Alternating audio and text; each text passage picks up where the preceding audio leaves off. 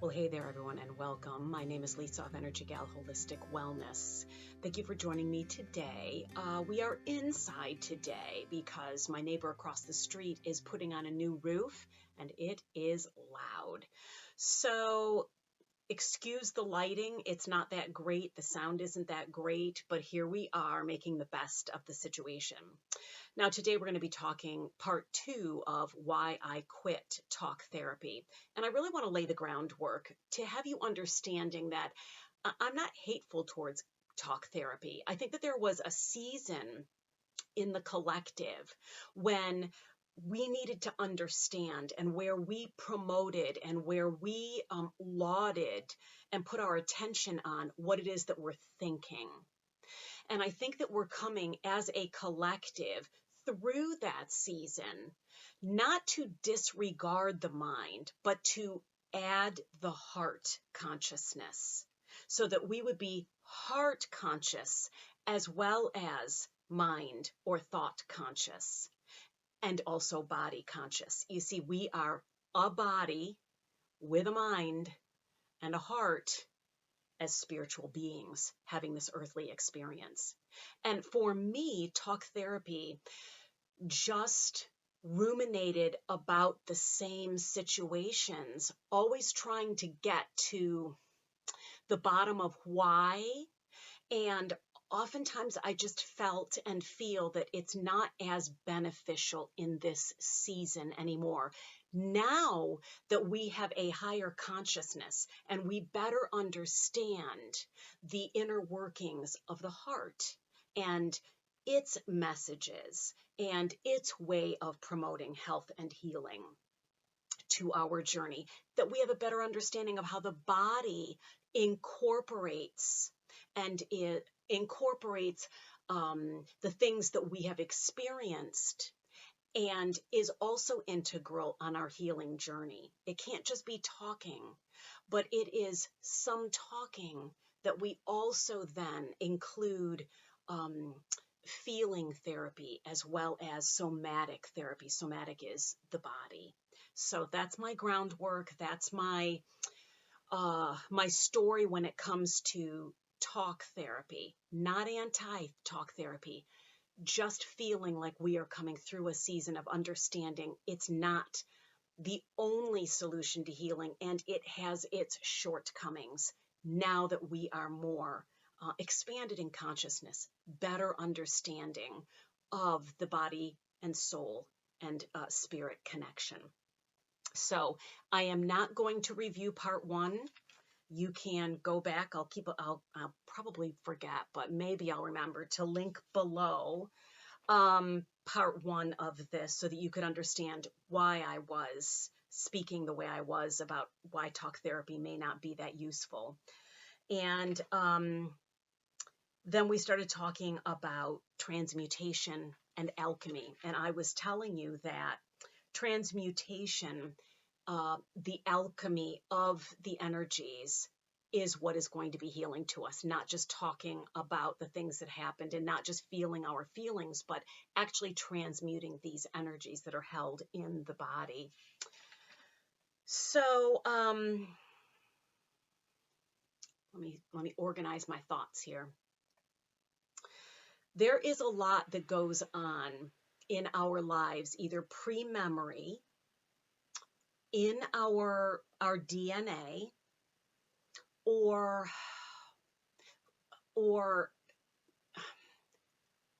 that we are not aware, that we don't have memory for, that we don't recall, whether it's pre-7, pre-verbal. And these memories and these feelings and this energetic stuff exists in the physical body.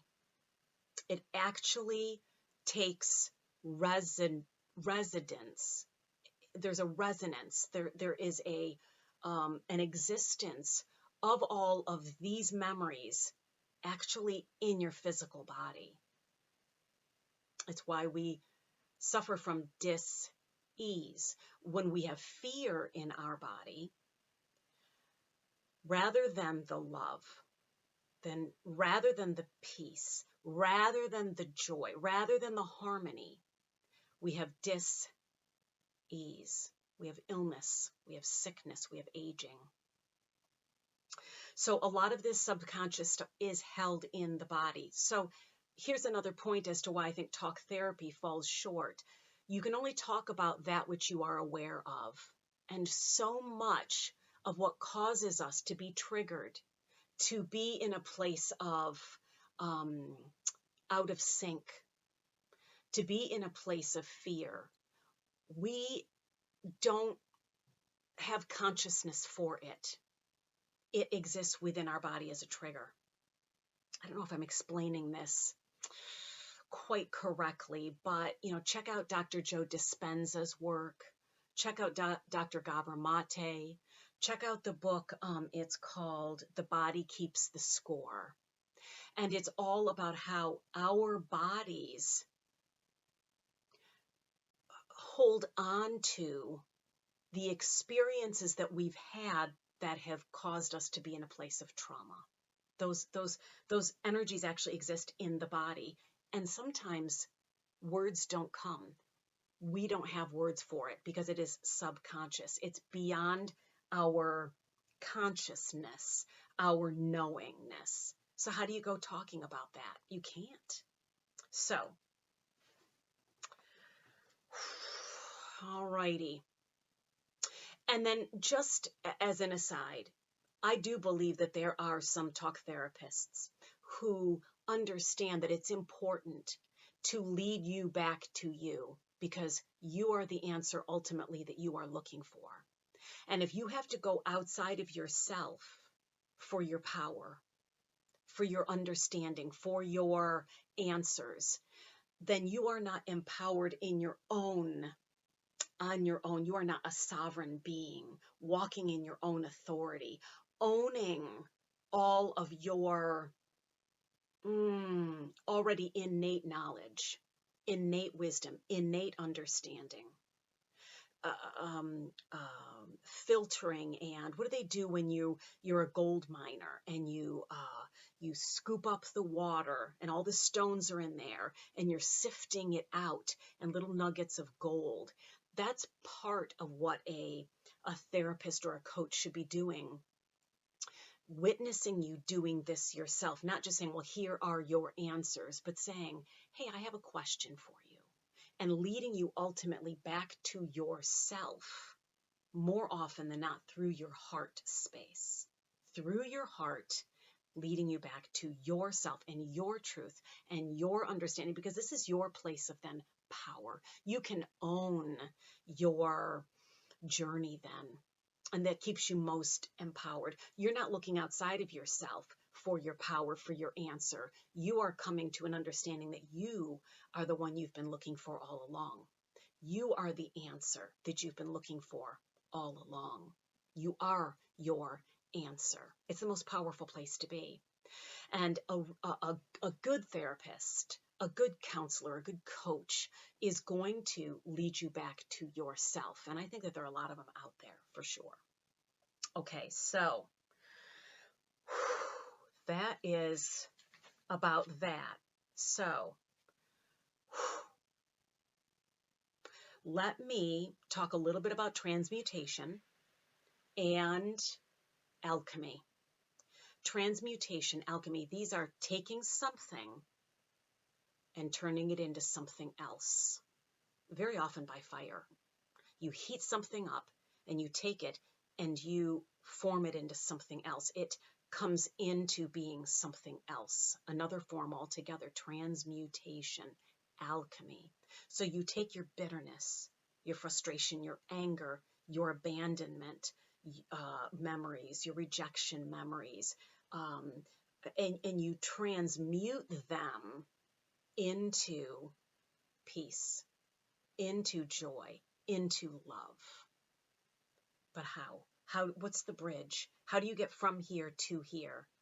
Well, this is the roadmap. This is the general roadmap. You come into an understanding that you have triggers, that you're upset about things, that maybe you remember things, maybe you don't, but the fact of the matter is you're out of peace. You're out of resonance. You're in a disharmony. You're in chaos. You're clashing inside. And so you get curious about it. You ask yourself the questions, or your coach, your therapist will ask you questions that start to stir things up and get things hot.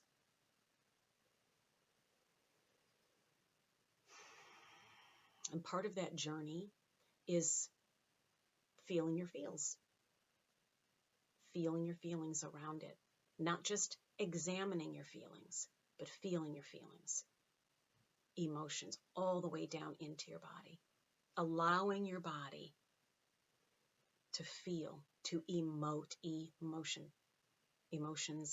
in your body, feelings in motion, okay, down in your body. And did you know that it takes less than 10 minutes for you to process an emotion? If you actually let yourself sit with it, it would take less than 10 minutes. It's just that we leak it out a little bit and then we try to understand it. Then as soon as we start to feel our feelings, we need to label it, and then we need to blame, and then we need to ruminate about what happened rather than just actually sit with the feelings. Just sit with the feelings and let them be. Pour them a cup of tea and let them have their message. Let them have their time and space and your attention to just be felt. Not to be ostracized, not to be squeezed into a little box or to be made to feel bad about. Just feel them. Just feel them without trying to figure them out. Feel them right down into your body. So after that happens, and the emotions have had a chance to percolate and then dissolve and move on, some pretty miraculous things will start to happen. And you can only know that this is the truth by having experienced it. Because if this was not my experience, I'd be like, I don't think so. Yeah, no, hard no on that. But because I've experienced it, I can tell you, wow, this is the journey. This is the path. This is the roadmap here. So your feelings have dissipated. They have dissolved. And what is left there is love. Okay, that's your real identity. That's your real energy, is love. So that's what sits there. And in this space of you allowing love to be there, where all the fear has left, you're in a place of love. Something happens. Something happens in your mind, and you start to see things like this. Wow, everybody is just doing the best that they know how. Wow. Maybe I took something personally that really wasn't about me. Wow. Whew. I remember the time I did that to somebody else. Whew. I guess I have my journey too. And you start to come into a place of real humility and forgiveness for the other person. There's almost a true understanding, an understanding from your heart space, not just an understanding from the ego, but an understanding from your heart space that says, wow, this has been a very uncomfortable experience. But here I am. And this is what's going to be so challenging, but there's going to be a part of you that says, I wouldn't want to be any other place. And if this is what it took to get me to here, if this is my journey to here, I wouldn't want to change my journey. I wouldn't want to change the players. I wouldn't want to change what happened. And there's a part of you that starts to grow in an appreciation and a gratitude for what you have experienced. Because you're not so attached and connected to it. You are now witnessing it because you're not so entangled and enmeshed in the feelings of it, in the egoic pain of it, in the trauma. As you've allowed that to dissolve, you come into this space of being able to be very calm, very peaceful, and to understand that this is the human journey. This is the experience that we signed up for. And this is what we are in the midst of embracing. And this crazy, radical gratitude starts to rise up, literally, from your guts on up. And out of your mouth comes, I'm just so thankful. And then the next thing happens. And you start to realize, wow, I'm not sure that there's anything that that person had to apologize to me for anyway. This was all unpacking just as it was meant to unpack. And in that gratitude, you start to realize maybe nothing was ever wrong, that life was unpacking perfectly. And that is transmutation. That is alchemy. The ingredient, gratitude. But not gratitude that you muster up with your will. I'm going to be grateful. No. It's a gratitude that organically arises when you've allowed yourself to walk the journey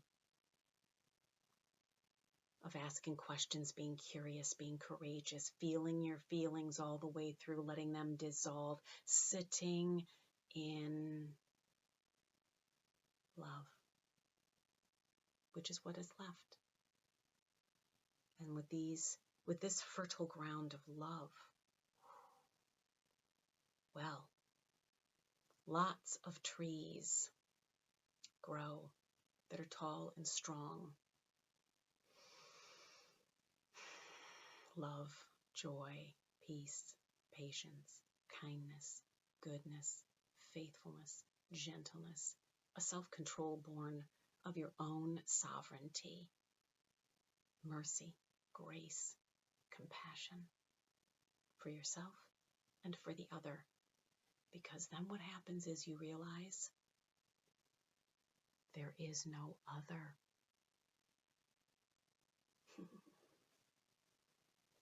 There is no other. I am you and you are me. And we are all.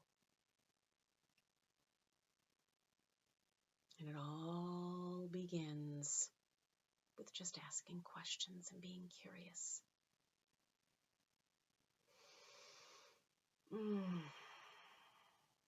Now, tomorrow is part 3, because we're going to be talking about some practicals. How are ways that you can get these questions to stir up? How are ways that you can get your body to come into a place of peace? Because when your body is your physical body is in a place of peace, when it is out of sympathetic, fight, flight, freeze, trauma, reaction, triggers, and is guided and held space to get into a place of parasympathetic, which is peace, then the questions can start to come up and you can start to hear. So how do you come out of sympathetic and into parasympathetic? Well, I got the answer for you, and we'll talk about that tomorrow. It has to do with sound. Yeah, it's the latest thing. It's been around for a bit. Well, it's actually been ancient. It's just that we forgot about it for a while, and it's coming back. And I'm going to finish today by playing the gong for you. And I hope that you enjoy. If there's any way that I can be of assistance to you on your journey, or if any of this is just talking to you, please add your comments below. Check out in the description box. I'll have some links so that if you want to get a hold of me, you can.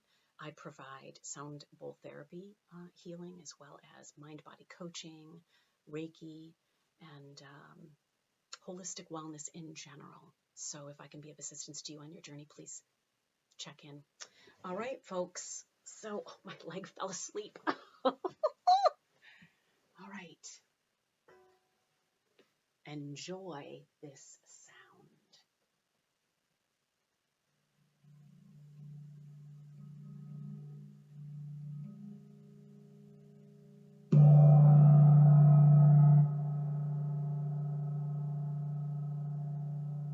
I